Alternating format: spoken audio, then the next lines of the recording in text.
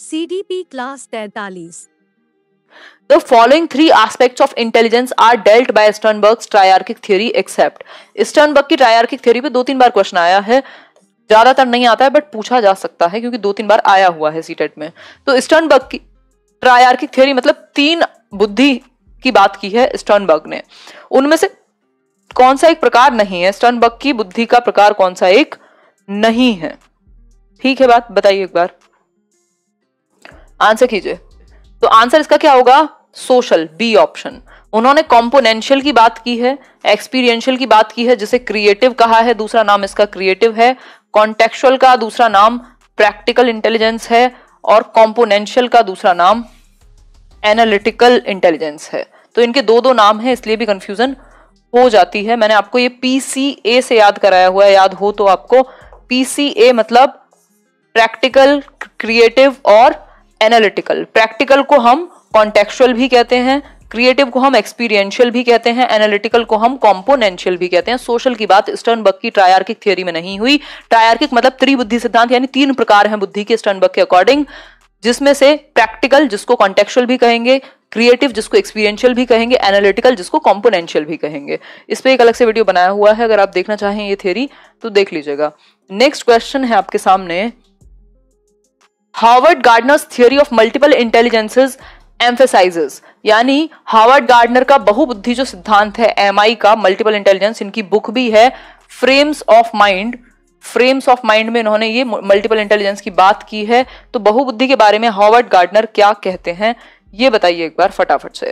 पहला ऑप्शन है आपके सामने, जनरल इंटेलिजेंस है बहुबुद्धि, कॉमन एबिलिटी है जो स्कूल में चाहिए होती है, यूनिक एबिलिटीज हैं हर बच्चे की, यानी कि प्रत्येक व्यक्ति की विलक्षण योग्यताओं को हम मल्टीपल इंटेलिजेंस कह रहे हैं, या कंडीशनिंग स्किल्स इन स्टूडेंट्स। तो आपने अगर थोड़ा भी गार्डनर को पढ़ा है तो एक बात निश्चित है कि आपको ये बात पता होगी कि unique abilities of each individual, इसीलिए तो गार्डनर ने बहुबुद्धि की बात की है।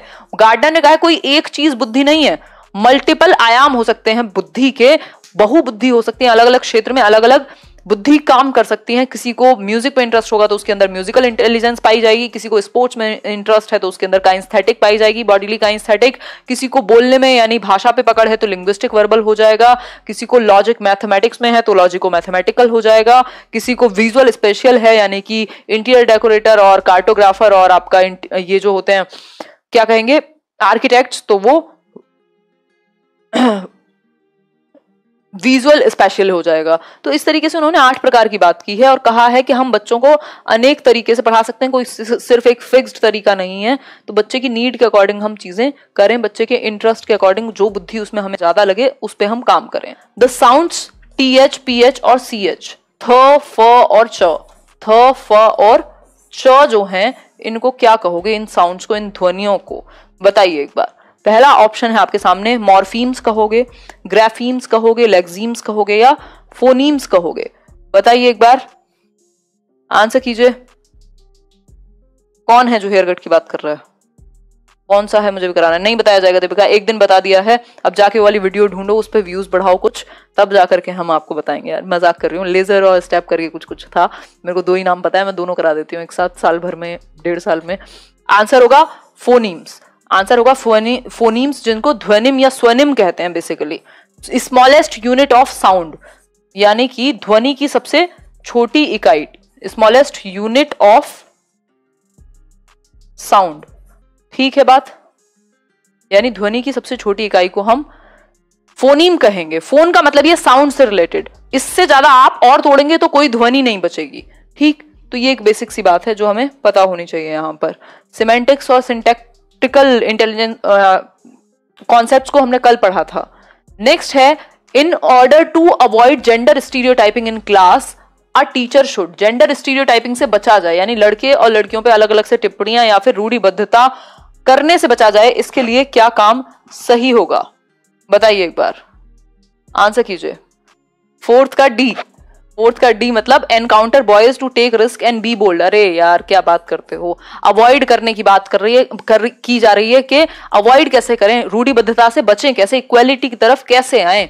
तो सिंपल बात है कि नॉन ट्रेडिशनल रोल्स में डालो गर्ल्स और बॉयज दोनों को, बॉयज भी खाना बनाएं उनको प्रमोट करो, गर्ल्स ऑफिस जाएं, या इस तरीके के नॉन ट्रेडिशनल रोल्स जो समाज जनरली नहीं दिखाता।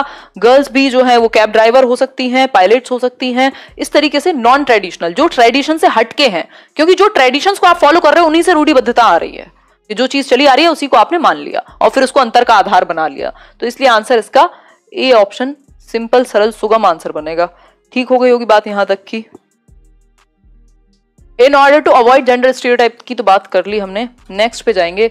तो schools should cater to individual differences, यानी व्यक्तिगत विभिन्नताओं को क्या करना चाहिए, ध्यान में रखना चाहिए स्कूल्स को। व्यक्तिगत विभिन्नताएं यानी इंडिविजुअल डिफरेंसेस हैं, कोई भी दो लोग सेम नहीं होते।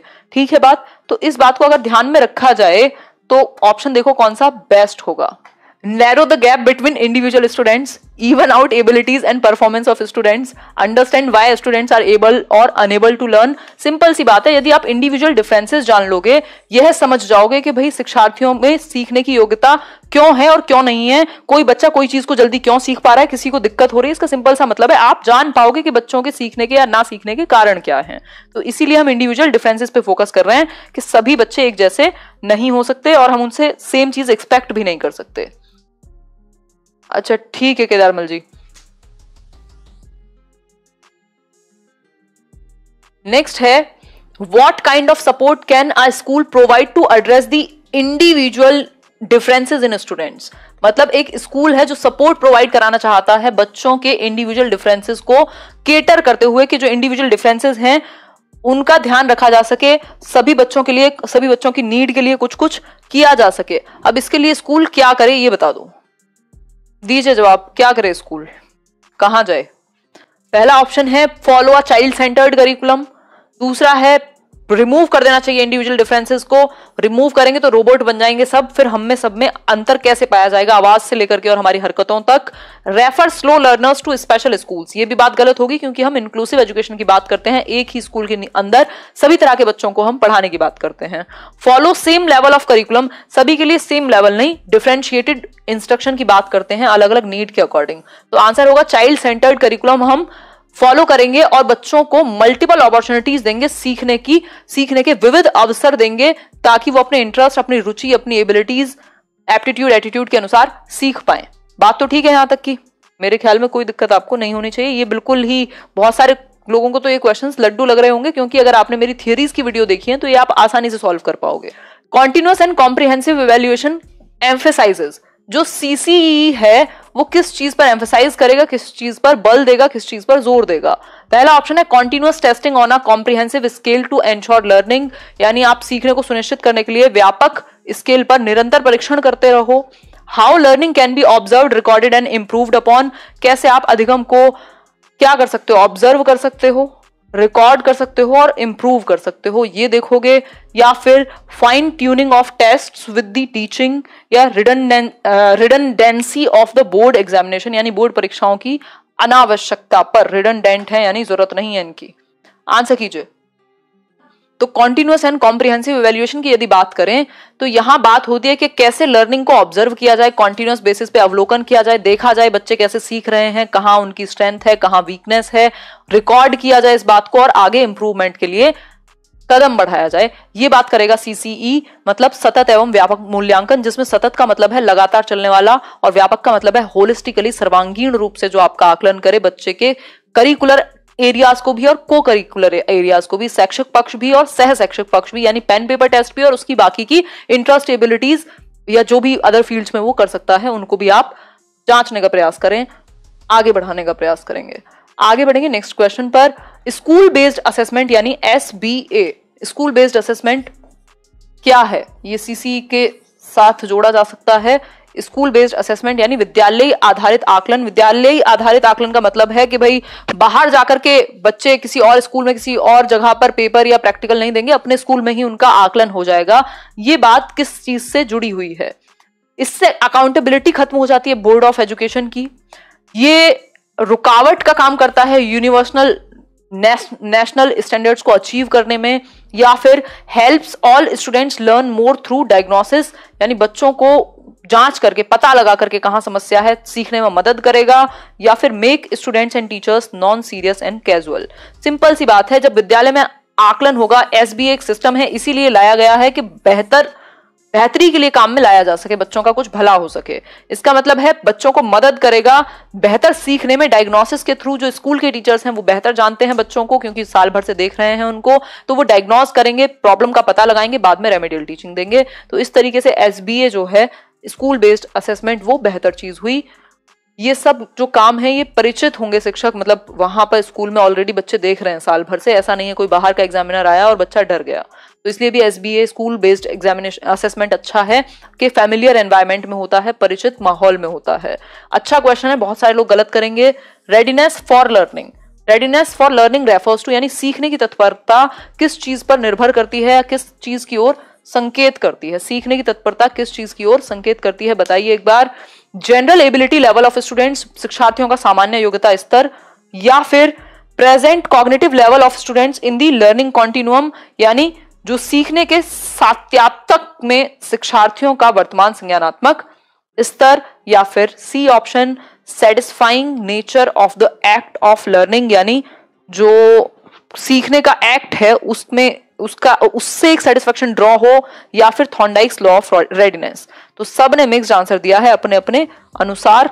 बहुत बड़े सौम्या, अलग अलग आंसर्स आप लोग यहाँ कर रहे हो। लाइक शेयर करते रहिएगा अगर सेशन पसंद आ रहा हो। आजकल आप लोग कहाँ गायब हो रहे हैं? 9:30 बजे आप डेली मिलिए, इवन कोशिश रहेगी। कल क्या है? अरे यार कल भी सेशन है, मैं देखती हूँ कल से 9 बजे हो पाता है तो, नहीं तो 9:30 तो मिल ही रहे हैं हम लोग 9:35 पे। रेडीनेस फॉर लर्निंग यानी सीखने के लिए तत्परता। सीखने की तत्परता का मतलब है कि बच्चा कॉग्निटिवली रेडी है। ये बात प्याजे से जुड़ी हुई है। थॉर्नडाइक्स लॉ ऑफ रेडीनेस कहता है कि बच्चों को आप मोटिवेट कर दो, वो बाहरी रूप से तैयार है कि नहीं, लेकिन ये रेडनेस फॉर लर्निंग है कि उसका कॉग्निटिव स्तर जेनेटिकली वो जो स्टेज है उसमें है कि नहीं, कि वो उतना मैच्योर है भी कि नहीं सिखाने लायक। तो इसलिए इसका आंसर होगा present cognitive level of students in the learning continuum. मतलब कि आप ऐसा तो नहीं है, रेडीनेस ऑफ लर्निंग का मतलब यहां है ऐसा तो नहीं है कि आप तीसरी क्लास की बुक जहां पढ़ाई जानी थी वहां आप 5वीं क्लास की पढ़ा रहे हैं, तो बच्चा तो संज्ञानात्मक रूप से रेडी नहीं होगा, तो आपको लेवल को भी देखते हुए पढ़ाना पड़ेगा। रेडीनेस ऑफ लर्निंग की, अगर रेडीनेस फॉर लर्निंग की बात हुई है तो यही हमें ध्यान में रखना है, ठीक है। थॉर्नडाइक वाला क्वेश्चन अलग तरीके से आता है, ये बात वहां नहीं कही जाएगी, वो लॉ ऑफ रेडीनेस है और वो अलग है। लर्निंग डिसेबिलिटीज में occur due to all of the following except, यानी अधिगम और क्षमता सभी की वजह से हो सकती है किसी एक को छोड़ करके। अब वो कौन सा है एक, ये आप बता दीजिए। सेरेब्रल डिसफंक्शन है, इमोशनल डिस्टरबेंस है, बिहेवियरल डिस्टरबेंस है, या फिर सांस्कृतिक कारक यानी कल्चरल फैक्टर्स है। अगर मैं एक्सेप्ट किसी को छोड़ने की बात करूं, यहां लर्निंग डिसेबिलिटी का कौन सा रीजन नहीं होगा, नॉट या लीस्ट कह दिया हमसे एक तरीके से। तो सेरेब्रल डिसफंक्शन यानी ब्रेन में कुछ डिसफंक्शनिंग हो जाए, ये बात तो है, ये तो रीजन हो सकता है लर्निंग डिसेबिलिटी का। इमोशनल डिस्टर्बेंस भी, बिहेवियरल डिस्टर्बेंस भी अगर लंबे समय तक रहे तो न्यूरोलॉजिकल प्रॉब्लम्स आ सकती हैं। लेकिन कल्चरल फैक्टर्स से किसी को लर्निंग डिसेबिलिटी होते हुए हमने तो नहीं देखा कि सांस्कृतिक कारक है कि संस्कृति ऐसी है इसलिए उनको कुछ हो गया, लर्निंग डिसेबिलिटी हो गई। ये तो न्यूरोलॉजिकल है, ब्रेन से संबंधित समस्या है, चाहे वो डिसलेक्सिया हो, डिसकैल्कुलिया हो, डिसमॉर्फिया हो, डिस्टोपिया हो, डिस्प्रैक्सिया हो, डिस्फेजिया हो।